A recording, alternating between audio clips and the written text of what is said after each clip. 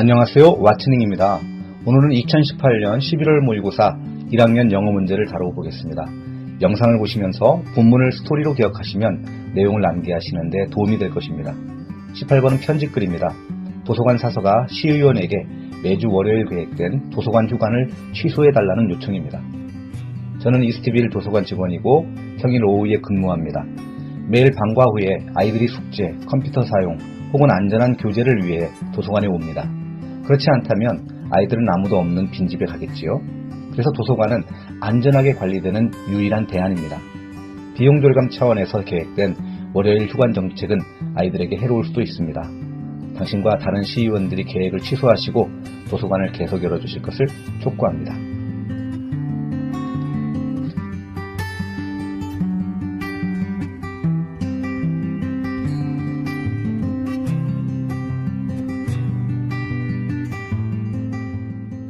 (19번) 문제는 심경 출연 문제입니다. 이사 때문에 정든 친구와 추억을 떠나야 한다는 사실에 슬퍼하며 한숨 짓는 11살 소녀의 모습을 보여줍니다. 11세 소녀 클라라는 창문을 내리고 엄마 차의 뒷자리에 앉아 있었습니다. 바깥바람이 창백한 피부에 갈색 머리를 흩날렸고 그녀는 한숨을 쉬며 이사에 대해 슬퍼했습니다. 알고 있는 모든 것을 떠나야 한다는 사실이 마음을 아프게 했습니다. 11년은 한 곳에 머물며 추억을 쌓고 친구들을 사귄 긴 시간이었으니까요. 여름과 다가올 가을의 한 새 학년을 홀로 마주한다는 생각에 두려웠습니다. 그래서 크게 한숨을 쉴 수밖에 없었지요.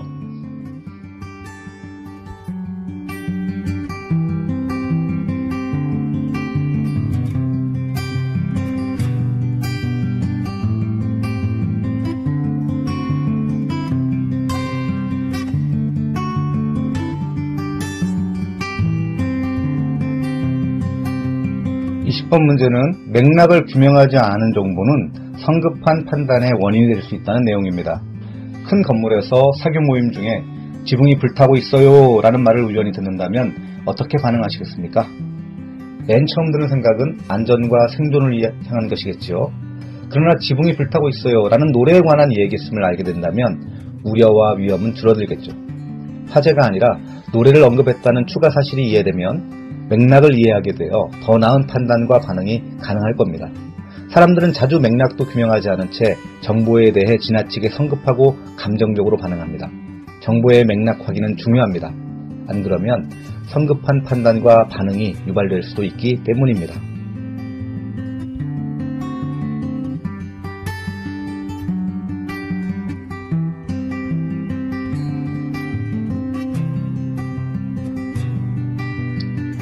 (1학년) 21번 문제는 신체 활동이 몸에 더 많은 에너지를 주고 지치지 않게 한다는 내용입니다.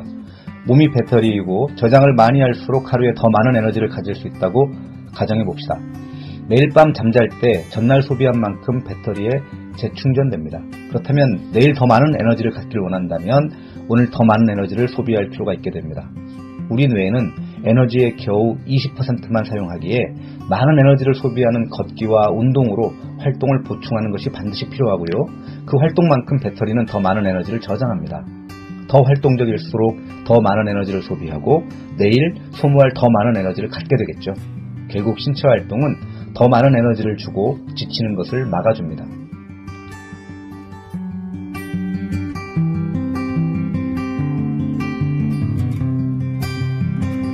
22번은 숫자를 인식할 때 가장 왼쪽에 위치한 높은 자리 숫자에 더 큰 영향을 받는다는 내용입니다.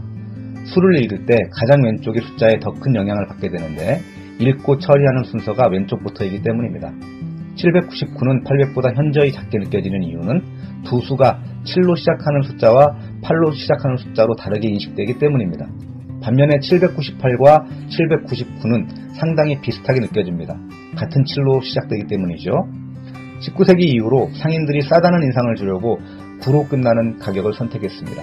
연구에 따르면 모든 소매 가격의 3분의 1에서 3분의 2가 9로 끝난답니다. 2008년 브리테니 대학 연구에서 8유로에 5종류의 피자를 팔던 음식이 7.99유로로 인하했을 때 판매 점유율이 3분의 1에서 2분의 1로 증가됨을 밝혀냈습니다.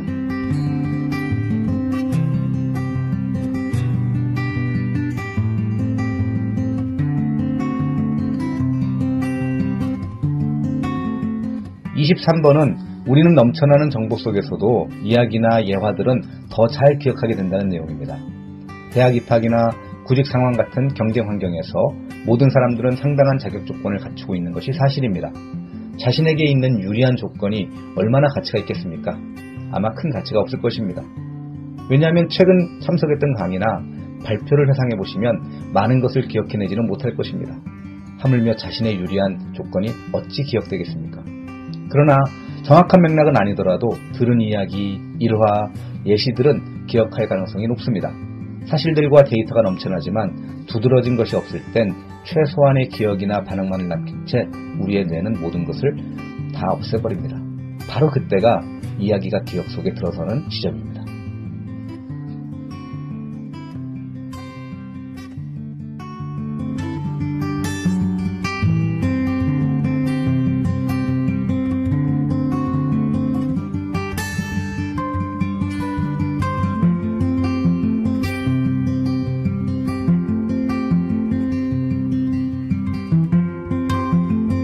번은 최초의 미국 흑인 동물학 박사인 찰스 헨리 터너의 일대기입니다. 1867년 오하이오주 신시내티에서 태어났습니다. 아버지는 터너가 곤충의 습성과 행동에 매료될 수 있었던 다방면의 도서를 가지고 있었습니다. 그는 동물학 박사 학위를 받은 최초의 아프리카계 미국인이었습니다. 인종차별로 인해 주요 대학에서 교직이나 연구직을 얻을 수 없었던 터너는 세인트루이스로 옮겨 고등학교에서 생물학을 가르쳤습니다. 1922년까지 연구에 집중하여 곤충이 학습할 수 있다는 것을 발견한 최초의 사람이 되었습니다. 곤충이 이전의 경험을 바탕으로 행동을 바꿀 수 있다는 것까지 설명하였습니다. 1923년 시카고에서 심장병으로 사망할 때까지 33년 동안 70편 이상의 논문을 발표하였고 마지막 논문은 그의 사망 다음 해에 발표되었습니다.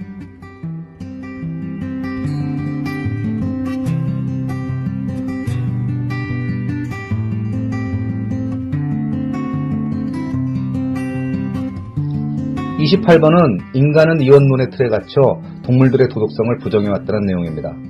인간은 도덕성이 있고 동물들은 없다는 믿음은 너무나 오래된 가정이어서 습관화되었으며 나쁜 습관은 고치기가 극도로 어렵습니다.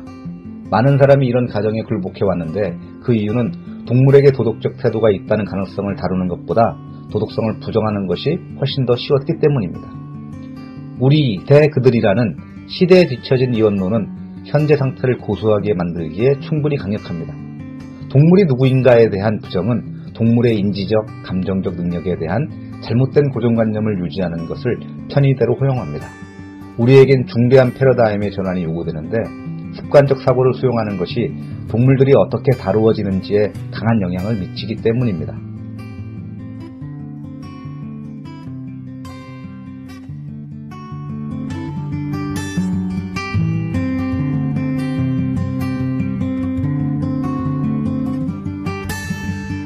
구먼은 인간은 반복에 의한 예측 가능성을 좋아하지만 자연에는 완전한 질서가 존재하지 않는다는 내용입니다.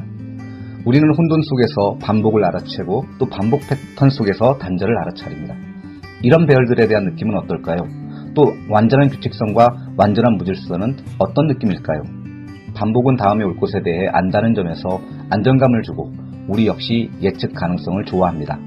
그래서 반복적인 스케줄 속의 생활을 배열하고 조직 속의 임의성을 힘들어하고 무서워합니다. 그러나 완전한 규칙성은 단조로움에 있어 임의성보다 더 끔찍할 것입니다. 이 규칙은 차갑고 냉혹하며 기계 같은 특성을 내포합니다. 그러한 완전한 질서가 자연에는 존재하지 않는 것이어서 어느 한쪽의 극단은 위협적으로 느껴집니다.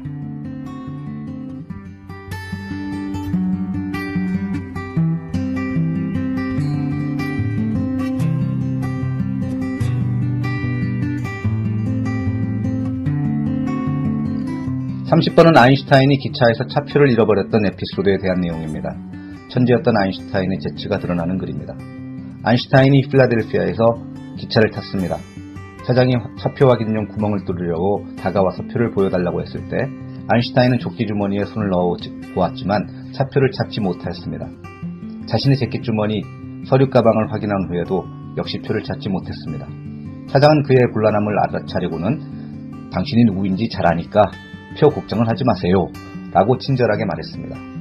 몇 분이 지난 후에 계속해서 좌석 밑에서 표를 잡고 있는 아인슈타인을 본 차장은 황급히 돌아가서 박사님, 제가 당신을 안다니까요. 표에 대해서는 걱정하지 마세요. 라고 다시 말하자 아인슈타인은 천천히 무릎을 펴고 일어나며 젊은이, 자네는 이해하지 못하네. 나 또한 내가 누구인지 잘 안다네. 다만 내가 모르는 것은 내가 어디로 가는가라는 것이라네.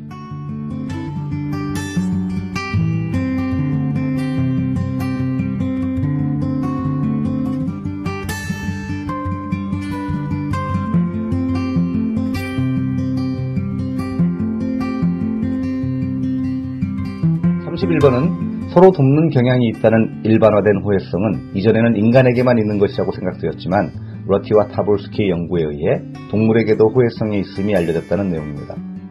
과학 뉴스에 관심 있는 분이라면 동물들 사이의 협동이 대중의 뜨거운 화제라는 것을 아실 것입니다. 예를 들어 2007년 후반에 크라우디 러티와 마이크 타볼스키가 쥐들에게서 일반화된 호혜성이라고 부르는 것을 보여주는 한 연구가 널리 보도되었습니다. 각각 낯선 쥐에 의해 도움을 받았던 쥐들이 이전 경험에 근거하여 낯설고 무관한 개체에게도 도움을 제공했습니다. 러티와 타볼스키는 쥐들에게 파트너를 위한 음식을 얻기 위해 막대기를 잡아당기는 협동적 화합을 훈련시켰습니다. 이전에 모르는 파트너의 도움을 받아본 적이 있는 쥐들은 다른 쥐들을 돕는 경향이 더 높았습니다. 이 연구 이전에는 일반화된 호혜성이란 인간들만의 고유한 것으로 여겨졌었습니다.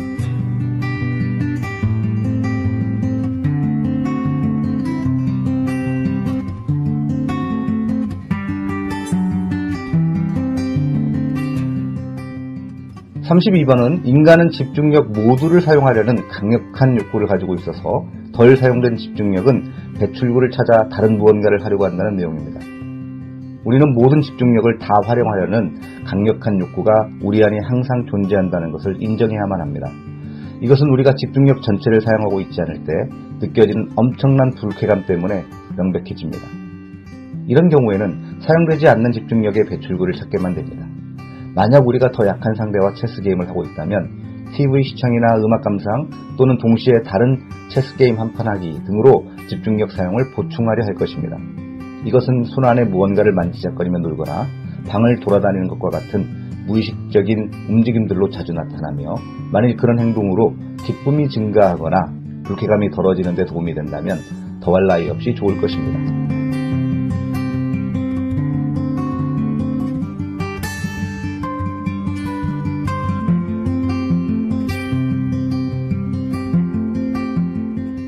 (33번은) 단기간의 행사가 사람들에게 판매될 수 있는 상품과 서비스를 만들어낸다면 혁신적이고 경제를 살리는 행사가 될 수 있지만 이는 오랜 시간 동안 만들어진 기존의 맥락에 의존해야 된다는 얘기입니다.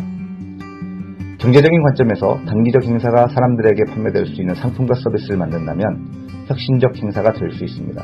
예를 들어 예술 전시회, 문화축제, 스포츠 경기의 성장은 이런 관점에서 분석될 수 있습니다.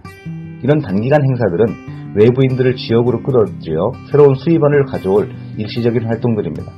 그러나 행사와 맥락 간에 쌍방향의 상호작용이 있습니다. 즉, 한 지역의 기반시설, 명성, 활동의 이력들은 행사의 성공에 중요한 영향을 미칠 수 있습니다. 다시 말해 행사라고 하는 것은 외부 영향이 전혀 없이 진공 상태에서 발생하지 않습니다. 단기간 행사도 이러한 장기간의 기존 맥락과 관련하여 시행될 것입니다.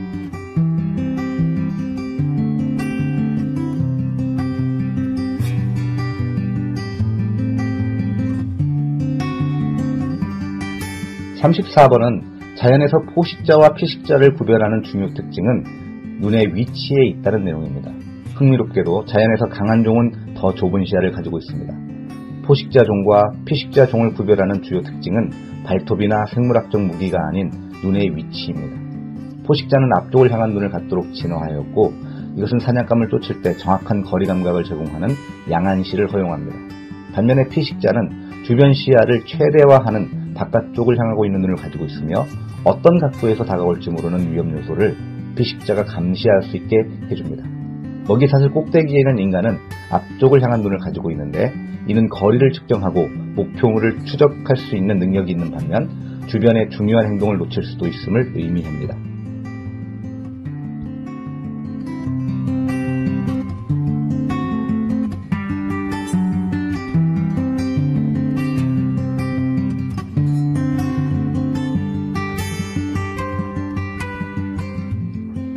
35번은 고객을 상점 안에 여기저기로 이끌고 싶다면 그런 동선으로 고객이 걸었으면 하는 통로를 만들자는 내용입니다. 만약 고객의 손을 잡고 구매하도록 권하고 싶은 훌륭한 제품들을 가리키면서 상점 안을 안내할 수 있다면 좋지 않을까요? 그러나 대부분의 고객은 낯선 사람이 손을 잡고 끌고 다니는 것을 좋아하진 않을 것입니다. 그렇다면 상점 자체가 그렇게 하도록 하시면 됩니다. 고객들을 상점 안 여기저기로 이끄는 중앙 통로를 만들어 많은 상품이 있는 곳을 볼 수 있도록 하십시오. 이 길은 고객들이 걸었으면 하고 여러분이 바라는 경로로서 상점 안쪽 여기저기를 통해 입구부터 계산대까지 내내 이끌어줍니다.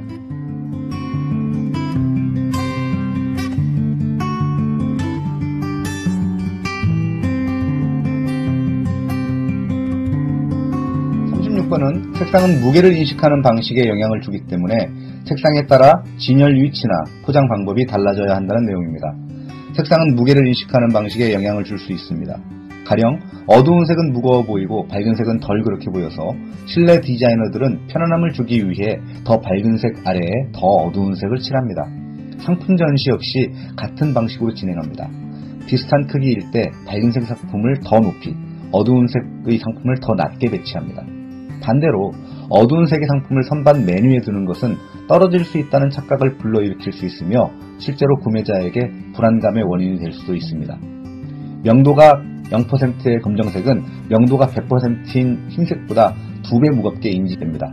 같은 상품이라도 검은색 쇼핑백에 담아두는 것이 흰색보다 더 무겁게 느껴집니다. 따라서 넥타이와 액세서리 같이 작지만 값비싼 상품들은 대체로 어두운 색의 쇼핑백이나 케이스에 담겨서 판매됩니다.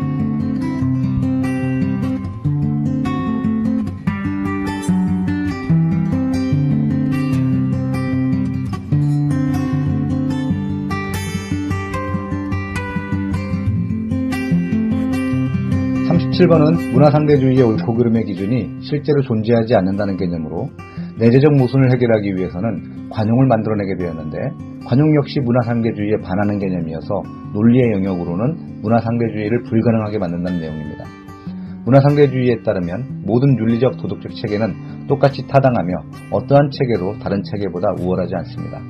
문화상대주의의 기본은 선과 악의 진정한 기준이 실제로 존재하지 않으며 옳고 그름을 판단하는 것은 개별 사회의 신념에 근거하고 도덕적, 윤리적 견해는 개인의 문화적 관점에 의해 영향받는다는 것입니다. 그러나 문화상대주의에는 내재적인 모순이 존재하는데 옳고 그름이 없다면 애초에 판단할 방법이 없다는 것이 그 모순이겠죠. 이 모순을 해결하기 위해서는 관용을 만들어내게 되었습니다. 그러나 관용에는 불관용이 따르며 관용도 일종의 궁극적인 선을 내포하고 있다는 것을 의미합니다. 따라서 관용 역시 문화상대주의의 개념에 반하는 것이며 논리의 영역에서는 문화상대주의를 불가능하게 만듭니다.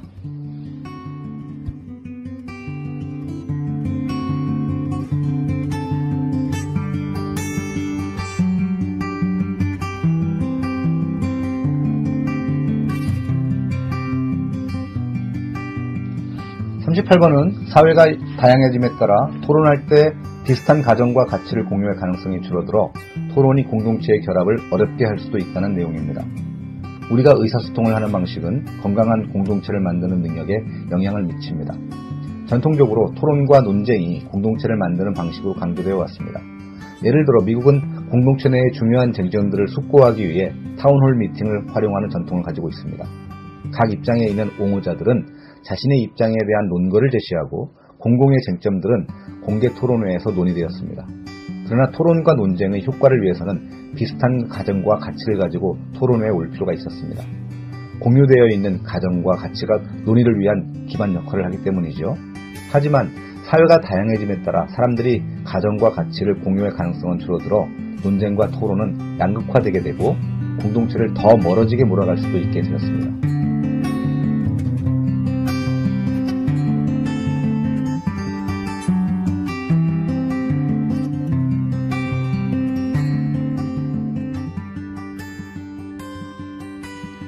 39번은 사회과학이 자연과학에 뒤처졌다고 보는 시각이 잘못된 이유는 사회과학의 본질과 특수한 문제, 기본적인 한계를 알지 못하기 때문이라는 내용입니다. 어떤 사람들은 사회과학이 자연과학에 뒤처지고 있다고 믿으면서 정확한 법칙도 없을 뿐더러 인종차별, 범죄, 가난, 전쟁 등의 거대한 사회악을 제거하는 데도 실패했다고 주장합니다. 그러한 비판자들은 대체로 사회과학의 본질과 특수한 문제, 그리고 기본적인 한계를 알지 못하고 있습니다. 예를 들어 사회 문제에 대한 해결책은 지식뿐만 아니라 사람들에게 영향력을 행사할 수 있는 능력도 필요하다는 점을 잊고 있습니다. 사회과학자들이 사회적 발전을 이루기 위해 꼭 따라야만 하는 절차를 발견한다 하더라도 사회적 행동을 통제할 위치에 그들이 있지 않습니다. 그 점에 있어서는 독재자들조차도 사회를 변화시키기에는 자신들의 권력에 한계가 있음을 알게 될 정도입니다.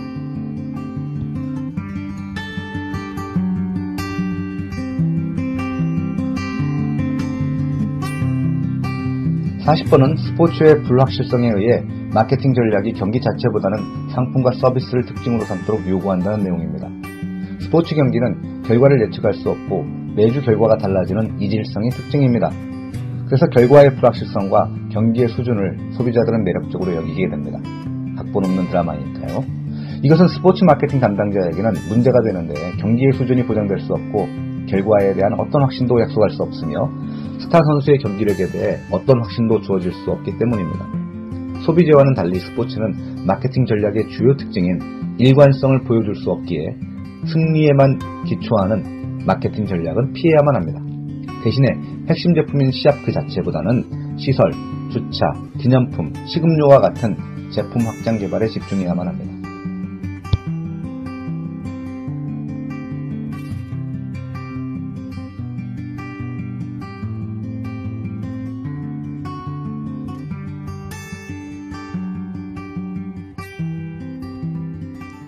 (41번에서) 2번은 식물이 화학물질을 만들어내는 이유에 대한 내용입니다.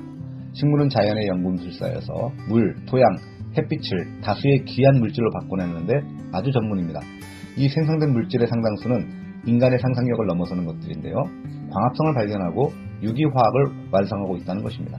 밝혀진 것처럼 화학과 물리학에서 식물들이 발견한 것 중 상당수가 우리에게 매우 도움이 되어 왔습니다. 영양분을 공급하고 치료하며 감각을 즐겁게 하는 화합물들이 바로 식물에서 다 나오니까요. 이 모든 수고를 하고 그렇게 많은 복합 분자들의 제조법을 고안해내고 제조하는데 필요한 에너지를 애를 쓰며 사용하는 이유는 무엇일까요? 이는 식물들이 움직일 수 없고 먹으려 하는 생명체로부터 도망갈 수도 없다는 것을 의미합니다. 치명적인 독, 역겨운 맛, 포식자들의 정신을 혼란스럽게 하는 독소 같은 것들은 다른 생명체가 식물들을 그냥 내두도록 강제하려는 자연선택에 의해 고안된 것입니다. 식물들은 도움 없이는 위치를 바꾸거나 번식 범위를 확장할 수도 없어서 식물이 만드는 상당수의 물질은 다른 생명체의 욕구를 자극하고 충족시켜줌으로써 식물들 쪽으로 끌어당기는 역할을 하게 됩니다. 바로 식물의 움직일 수 없는 성질, 즉 부동성이라는 사실이 화학물질을 만드는 주요 원인이 됩니다.